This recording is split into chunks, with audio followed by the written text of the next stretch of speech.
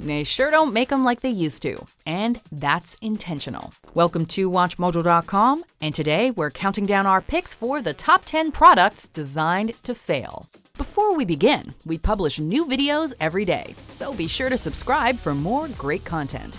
For this list, we're looking at products that best embody the concept of planned obsolescence. Using a variety of methods, companies deliberately shorten the lifespan of their own products, forcing consumers to become repeat customers earlier than necessary. The end result? Greater profit for the company at the consumer's expense. Number 10.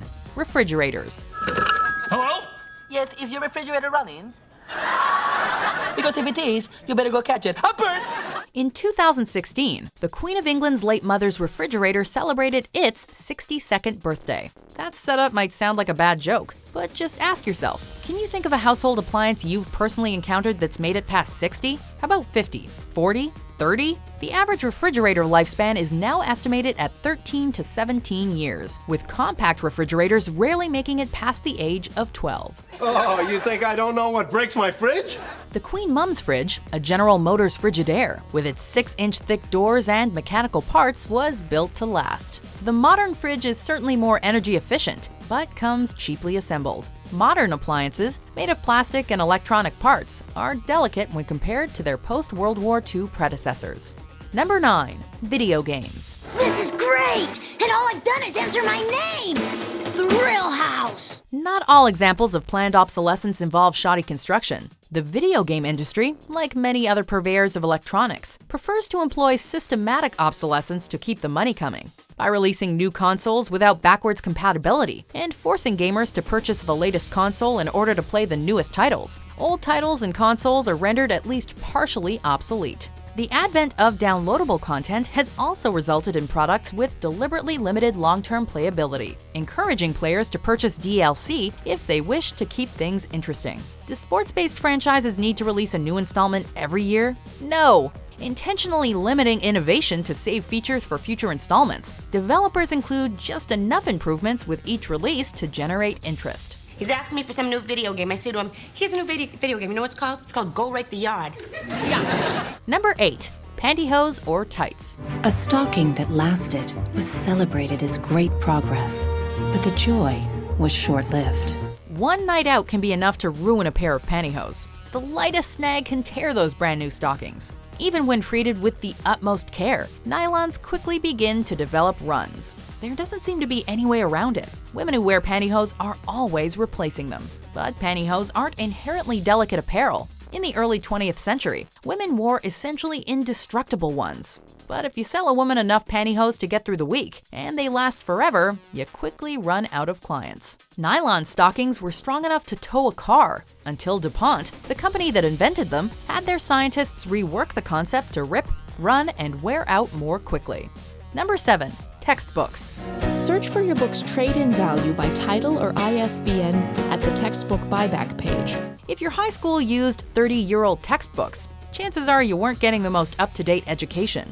That being said, the frequency with which new editions of textbooks are released, particularly at the university level, has little to do with ensuring that you get current information.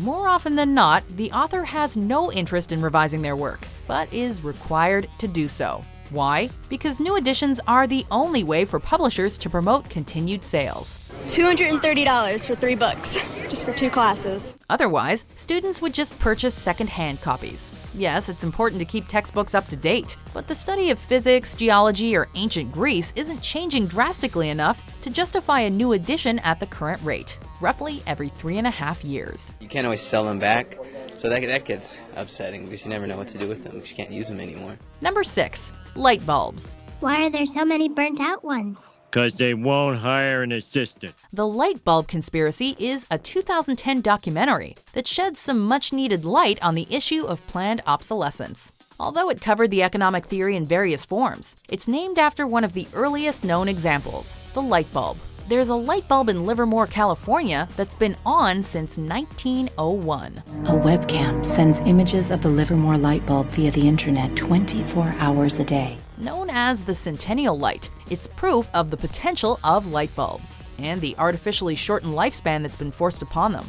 The Phoebus Cartel formed in 1924 to standardize the life expectancy of light bulbs at 1,000 hours. At that time, many brands offered 2,500-hour models for less than the cartel's price. Light bulbs weren't the only ones getting screwed. Nobody knows why it keeps burning. Number 5. Televisions. There's no more fussing with several dials. You just turn this one dial and you're tuned in perfectly. Are there still TV repairmen out there? It certainly used to be a profession. TV repair? When TVs first made their way into living rooms across the nation, they were a serious investment, and they were expected to last. When they did finally break, you didn't just throw them to the curb and buy a new one. You had them repaired. The buttons on old tube TVs didn't fall off, and pixels didn't suddenly die. However, the modern TV is cheaply made and is not designed to be repaired. Let's unbox this baby together.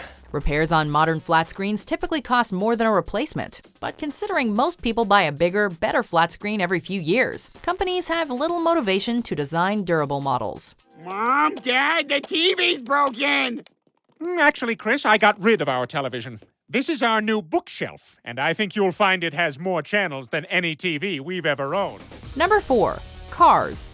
Oh, I see. There's a problem with the gas. You gotta check the gas. Alfred P. Sloan is often credited for pioneering planned obsolescence, or at least being the first to implement it on a large scale. As head of General Motors in the 1920s, Sloan faced a dilemma. How do you get people to buy new cars when they already have one? His answer? The model year system. Cars don't need technological improvements to justify the release of a new model. They just need a facelift. The 1923 Chevrolet is considered to be among the first car models to feature little more than cosmetic changes. It was the same old car underneath, but thanks to style obsolescence, the new model was more desirable, and the previous one seemingly old by comparison. Well, yeah, I've always been interested in vintage cars, old cars. Number 3. Printers. I want to talk today about an infuriating issue. Printer ink. Many ink cartridges have a smart chip, which is designed to inform the printer when it's low. Convenient, right? But these smart chips have a habit of being over-eager, declaring themselves empty when they've only used 75% of their ink. Worse, some printer models contain a literal kill switch, which stops all functionality after a certain amount of use. They're the easiest to use printers in the market. I will try to manage my excitement. According to the manufacturers, this safety feature automatically locks the printer after it's been used enough to potentially fill the waste ink reservoir. Servicing the printer is usually more expensive than buying a new one. Upon further investigation, the reservoirs are often far from full or even empty. It's an artificially shortened lifespan via programmed obsolescence, at its most obvious. Back up in your ass with the resurrection. Is the group harder than an erection that shows no affection? Number 2. Computers.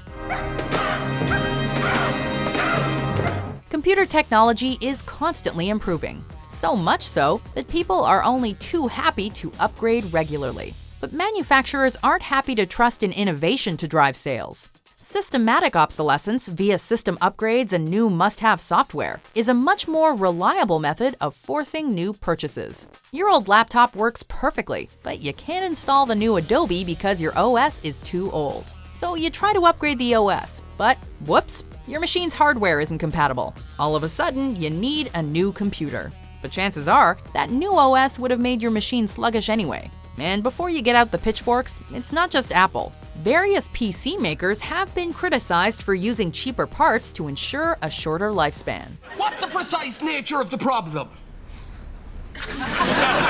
Number 1. Phones.